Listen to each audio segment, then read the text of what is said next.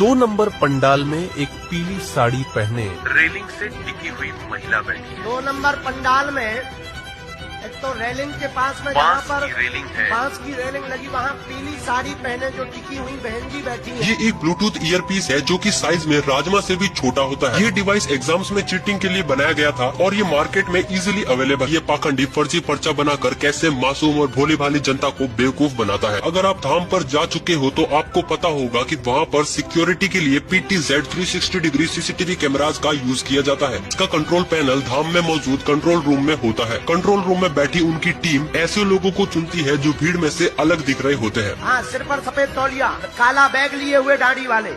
लेकिन अब main question ये है कि ये इन्फॉर्मेशन धीरेन्द्र शास्त्री तक कैसे पहुंचाई जाती है। तो काम होता है GSM मॉड्यूल और ब्लूटूथ डिवाइस की मदद से। ये एक ब्लूटूथ ईयरपीस है जो कि साइज में राजमा से भी छोटा होता है। ये डिवाइस एग्जाम्स में चीटिंग के लिए बनाया गया था और ये मार्केट में इजीली अवेलेबल है। ये 2-वे कम्युनिकेशन को सपोर्ट करता है, लेकिन इस केस में ये सिर्फ धीरेन्द्र शास्त्री तक इन्फॉर्मेशन पहुँचाने का काम करता है। और कभी कभी ये डिजिटल स्क्रीन का भी यूज कर लेते हैं जिसका कंट्रोल एजेंट के हाथ में होता है। जब भी धीरेन्द्र शास्त्री को एजेंट से कॉन्टेक्ट करना होता है तो वो कुछ कोड वर्ड का यूज करते हैं। राम, साधु जी, राम, सीताराम। 2 नंबर पंडाल में एक पीली साड़ी पहने रेलिंग से टिकी हुई महिला बैठी। 2 नंबर पंडाल में एक तो रेलिंग के पास में जहाँ पर रेलिंग है, बांस की रेलिंग लगी, वहाँ पीली साड़ी पहने जो टिकी हुई बहन जी बैठी है। किसी को भीड़ में से सिर्फ उसके पहनावे के आधार पर बुलाना काफी ज्यादा कंफ्यूजिंग हो जाता है जब तक उसका नाम ना पता हो, क्योंकि बहुत सारे लोगों ने एक जैसे कलर के कपड़े पहने होते हैं। इसीलिए यही कारण है कि हमेशा भीड़ में से अलग दिखने वाले व्यक्ति को ही बुलाया जाता है। जैसे कि किसी ने सर पर तौलिया बांधा हो, काला चश्मा लगा रखा हो या किसी ने हाथ में झंडा,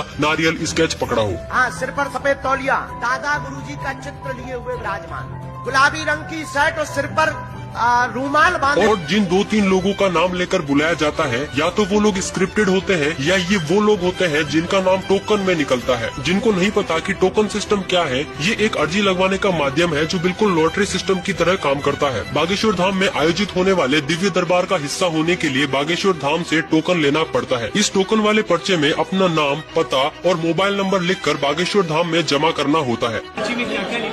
इसमें केवल नाम, नंबर और पता होता है। फिर सभी लोगों के पर्चों को एक जगह इकट्ठा कर कन्याओं के हाथों से पर्चों को चुना जाता है और दिव्य दरबार से पहले एक लिस्ट जारी होती है और ऐसे लोगों को एक दिन पहले फोन करके सूचित किया जाता है। इसके बाद इन पर्चियों के नाम से हर व्यक्ति को फोन पहुंचेगा कार्यालय द्वारा और जो तारीख उन्हें दी जाएगी उस तारीख को उनका पर्चा बनाया जाएगा।